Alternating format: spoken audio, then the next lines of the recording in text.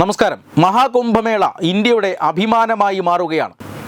50 കോടിയിലധികം ജനങ്ങളാണ് ഇതുവരെ പ്രയാഗ്രാജിലേക്ക് കുംഭമേളയ്ക്കായി ഒഴുകിയെത്തിയിട്ടുള്ളതും പുണ്യനദിയിൽ സ്നാനം ചെയ്തിട്ടുള്ളതും. ത്രിവേണി സംഗമത്തിൽ കോടിക്കണക്കിന് ആളുകൾ ഇതിനോടകം തന്നെ സ്നാനം ചെയ്തു കഴിഞ്ഞു. ഈ 50 കോടിയിൽ പരം ആളുകൾ, പല രാജ്യങ്ങളുടെയും ജനസംഖ്യയ്ക്കപ്പുറമുള്ള ആളുകൾ, ഇത്രയധികം ആളുകൾ ഇവിടേക്ക് ഒഴുകി വരുന്നു. ഭാഷ വ്യത്യാസമാണ്, സംസ്കാരം അത് ഹിന്ദു സംസ്കാരമാണ്, അതിൽ മാത്രമാണ് ഏകതയുള്ളത്. പക്ഷേ മറ്റെല്ലാ വൈവിധ്യങ്ങളുമുണ്ട്. ഈ വൈവിധ്യങ്ങളുടെ ഒക്കെ ഒരു ഏകീകൃത ഭാവമായി, സനാതന സംസ്കാരത്തിൻ്റെ ഒരു വിരാട ഭാവമായി പ്രയാഗ്രാജിൽ നടക്കുന്ന കുംഭമേള മാറിക്കഴിഞ്ഞു. ഈ കുംഭമേളയ്ക്ക് കൃത്യമായ സൗകര്യങ്ങൾ ഒരുക്കുന്നതിൽ ഉത്തർപ്രദേശ് സർക്കാർ വലിയ അഭിനന്ദനം അർഹിക്കുന്നുവെന്ന കാര്യത്തിൽ തർക്കമൊന്നുമില്ല. പക്ഷേ അവിടെ ഒരു അനിഷ്ട സംഭവം നടന്നു എന്നുള്ളത് അത് വസ്തുതയാണ്. കാരണം ഈ കഴിഞ്ഞ ജനുവരി 29 മൗനി അമാവാസ്യ എന്ന ദിനത്തോടനുബന്ധിച്ച് കോടിക്കണക്കിന് ജനങ്ങൾ ത്രിവേണി സംഗമത്തിലേക്ക് സ്നാനം ചെയ്യാനായി ഒഴുകിയെത്തിയതും അതിനിടയിൽ ചില പ്രശ്നങ്ങൾ ഉണ്ടാവുകയും ചെയ്തു. അവിടെയാണ് 30 പേർക്ക് ജീവൻ നഷ്ടപ്പെടുന്നത്. തിക്കും തിരക്കിലും പെട്ട് നിരവധി പേർക്ക് പരിക്കേൽക്കുകയും ചെയ്തു.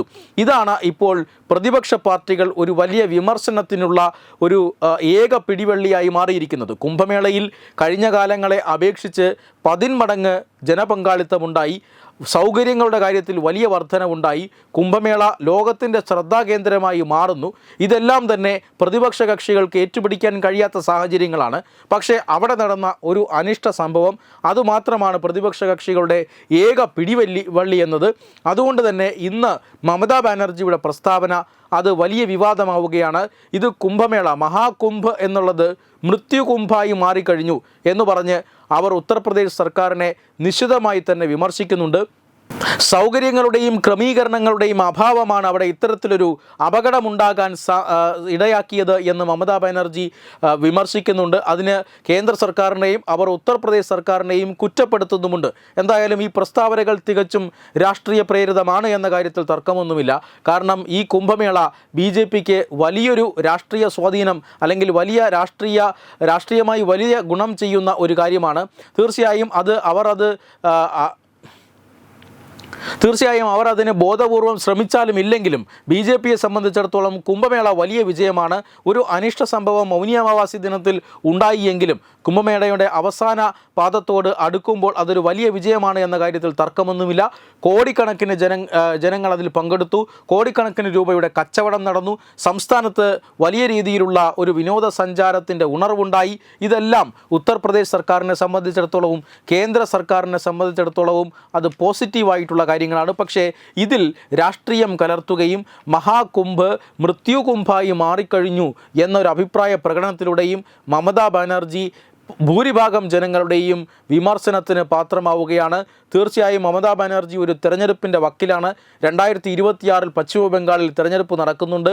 അതുകൊണ്ട് തന്നെ അവിടുത്തെ മുസ്ലിം മത തീവ്രവാദ സംഘടനകളെ പ്രീണിപ്പിക്കാൻ വേണ്ടിയാണ് ഇപ്പോൾ കുംഭമേളയ്ക്കെതിരെ ഇത്തരമൊരു പ്രചരണവുമായി രംഗത്ത് വന്നത് എന്ന ഒരു ആരോപണം ഇതിനോടകം തന്നെ ഉയർന്നു കഴിഞ്ഞു. ഒരു കാര്യം ഉറപ്പാണ്, മമതാ ബാനർജി വലിയൊരു രാഷ്ട്രീയ ഭീഷണി അത് BJPയിൽ നിന്ന് നേരിടുന്നുണ്ട്. കുംഭമേളയോടുകൂടി BJP ചാർജ് ചെയ്യപ്പെടുമെന്ന കാര്യത്തിൽ തർക്കമൊന്നുമില്ല. BJP പുതിയൊരു ഉത്സാഹത്തോടുകൂടിയും ഉണർവോടുകൂടിയും ഭാരതത്തിലേക്ക് ഉയർത്തെഴുന്നേൽക്കും. അതുകൊണ്ട് തന്നെ ആ സമയത്ത് ബംഗാൾ തിരഞ്ഞെടുപ്പ് നടക്കുമ്പോൾ അത് മമതയ്ക്ക് തിരിച്ചടിയാകുമെന്ന കാര്യത്തിൽ തർക്കമൊന്നുമില്ല. ഇതുകൂടി പരിഗണിച്ചാണ് ഇപ്പോൾ കുംഭമേളയെ രാഷ്ട്രീയ കാരണങ്ങളാൽ എതിർക്കാൻ ഇറങ്ങിത്തിരിച്ചതും. പക്ഷേ ഇത് രാഷ്ട്രീയമായി മമതാ ബാനർജിക്ക് ഗുണം ചെയ്യുമോ ഇല്ലയോ എന്ന് അടുത്ത നിയമസഭാ തിരഞ്ഞെടുപ്പിൽ വരെ കാത്തിരുന്ന് കാണേണ്ടി വരും. വെബ് ഡെസ്ക് തത്തുമൈ news. Edubix online executive education. Focus physiotherapy centre Pattom. Unnat engineering Gujarat. തീർത്ഥയാത്ര.com